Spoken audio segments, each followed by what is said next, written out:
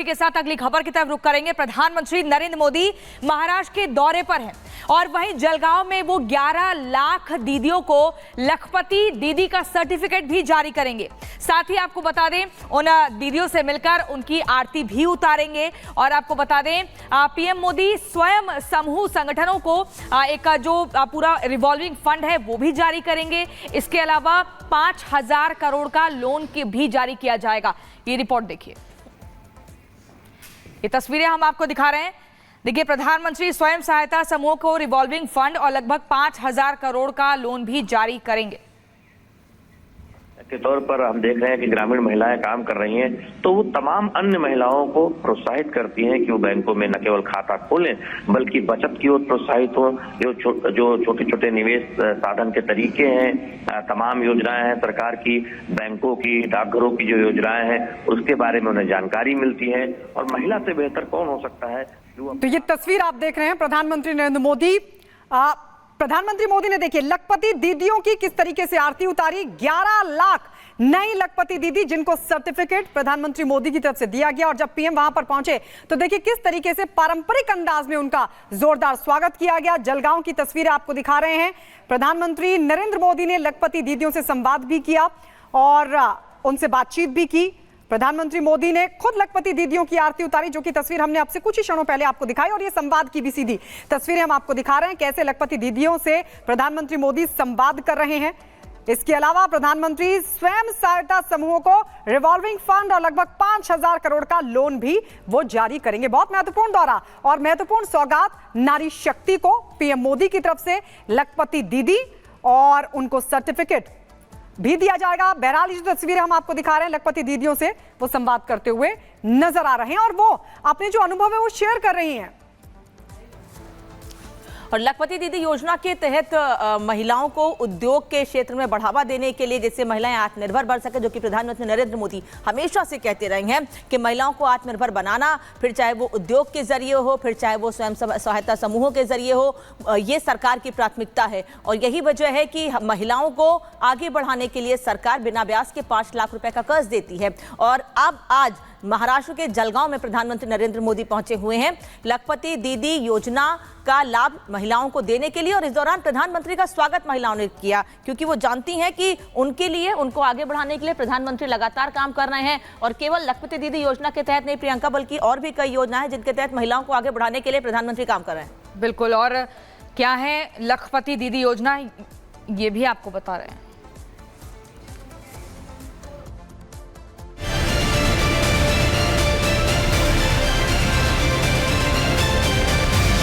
मोदी की गारंटी यानी गारंटी पूरा होने की गारंटी।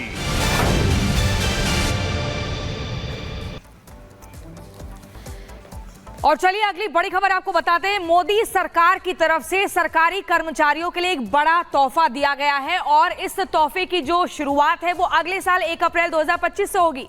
दरअसल हम जिक्र कर रहे हैं यूपीएस यानी कि यूनिफाइड पेंशन स्कीम की। और ऐसे में अब सरकारी कर्मचारियों के पास विकल्प होगा ओपीएस, यूपीएस और एनपीएस में से किसी भी एक को चुनने का। पूरी खबर इस रिपोर्ट में देखिए।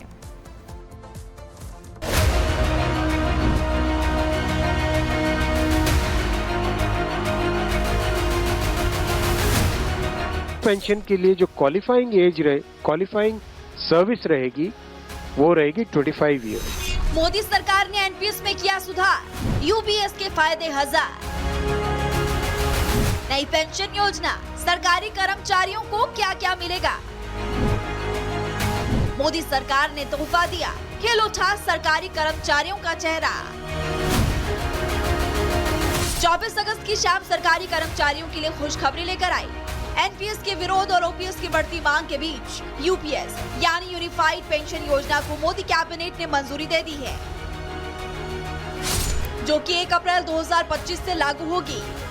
केंद्रीय कैबिनेट की बैठक में इसको लेकर आम सहमति बनी। केंद्रीय मंत्री अश्विनी वैष्णव ने जानकारी देते हुए बताया कि 23 लाख केंद्रीय कर्मचारियों को इसका फायदा होगा। नई पेंशन स्कीम के तहत कर्मचारियों को 25 साल नौकरी करने पर पूरी पेंशन मिलेगी।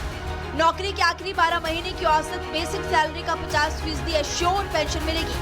10 साल से ज्यादा नौकरी करने वाले कर्मचारियों को 10,000 रुपए पेंशन मिलेगी और कर्मचारी की मौत के बाद परिवार को पेंशन 60% दी जाएगी। यूनिफाइड पेंशन स्कीम यूपीएस, वो रिटायरमेंट से पहले के 12 महीनों की एवरेज बेसिक पे का 50% होगा। क्वालिफाइंग सर्विस रहेगी, वो रहेगी 25 इयर्स, यानी 25 वर्ष तक अगर किसी ने काम किया है, सेवा की है, तो उसको फुल पेंशन यानी जो ये अश्योर्ड पेंशन का अमाउंट है वो मिलेगा। 25 साल से अगर कम है लेकिन 10 साल से ज्यादा है तो उसमें प्रोपोर्शनेट पेंशन रहेगी, प्रो रेटा वो पेंशन का अमाउंट बनेगा। मोदी सरकार ने नई पेंशन स्कीम जारी कर दी है, लेकिन ये भी जानना जरूरी है कि पुरानी और नई स्कीम में अंतर क्या है। Old pension scheme versus unified pension scheme. जैसे कि ओल्ड पेंशन स्कीम में रिटायर्ड कर्मचारियों को पेंशन अनिवार्य थी और यूनिफाइड पेंशन स्कीम की बात करें तो रिटायर्ड कर्मचारियों को इसमें भी पेंशन अनिवार्य है। ओल्ड पेंशन स्कीम की बात करें तो रिटायरमेंट के समय मूल वेतन का 50% है और यूनिफाइड पेंशन स्कीम की बात करें तो नौकरी के आखिरी 12 महीने तक बेसिक सैलरी का 50% पेंशन है। ओपीएस के तहत रिटायरमेंट के बाद भी महंगाई भत्ते का लाभ मिलता है, जबकि यूनिफाइड पेंशन स्कीम में महंगाई इंडेक्सेशन का लाभ मिलेगा। उधर 20 लाख रुपए तक की ग्रेच्युटी की रकम ओपीएस में होगी, जबकि यूनिफाइड पेंशन स्कीम की बात करें तो नई स्कीम में भी सारा पैसा सरकार ही देगी। यूपीएस में कर्मचारियों को कंट्रीब्यूट करने की जरूरत नहीं होगी। यूपीएस लागू होने से कर्मचारियों को सीधा सीधा लाभ मिलेगा। एनपीएस यूपीएस में अंतर क्या है, अब आपको वो भी समझा देते हैं। यूपीएस में सरकार की 18% भागीदारी होगी और न्यू पेंशन स्कीम में कर्मचारी को 10% दिया करते थे।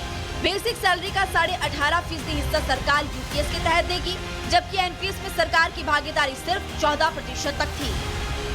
हालांकि सरकार का कंट्रीब्यूशन बढ़ने से सरकार पर 6,250 करोड़ रुपए का अतिरिक्त भार पड़ेगा, लेकिन ये कर्मचारियों के लिए एक बड़ी राहत लेकर आएगा। कर्मचारियों पर इस स्कीम का भार नहीं पड़ेगा। आज एम्प्लॉइज 10% कंट्रीब्यूट करते हैं और आपको जानकारी होगी कि 10 वर्ष पहले तक सरकार भी 10% कंट्रीब्यूट करती थी, यानी 10+10 टोटल कंट्रीब्यूशन होता था। लेकिन मोदी जी ने 2019 में इस 10% कंट्रीब्यूशन को बढ़ा के 14% किया था। जो केंद्र सरकार का कंट्रीब्यूशन है उसको बढ़ा के 14% किया था। That itself was a very big contribution, big jump in the amount of contribution. अब वो कंट्रीब्यूशन बढ़ के 18.5% हो जाएगा। वो कंट्रीब्यूशन बढ़ के 18.5%। वही सरकारी कर्मचारियों को यूपीएस की नई सौगात देते हुए केंद्रीय मंत्री अश्विनी वैष्णव ने विपक्ष पर करारा हमला बोला। कहा विपक्ष सिर्फ ओल्ड पेंशन स्कीम पर राजनीति करता है, उसे कर्मचारियों के हित से कोई भी मतलब नहीं है।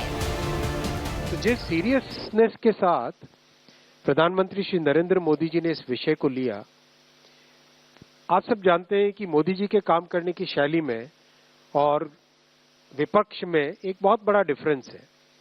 विपक्ष में केवल एक मुद्दा रख देना, केवल एक घोषणा कर देना, कुछ अनाउंसमेंट्स कर देना, वो उनकी शैली है।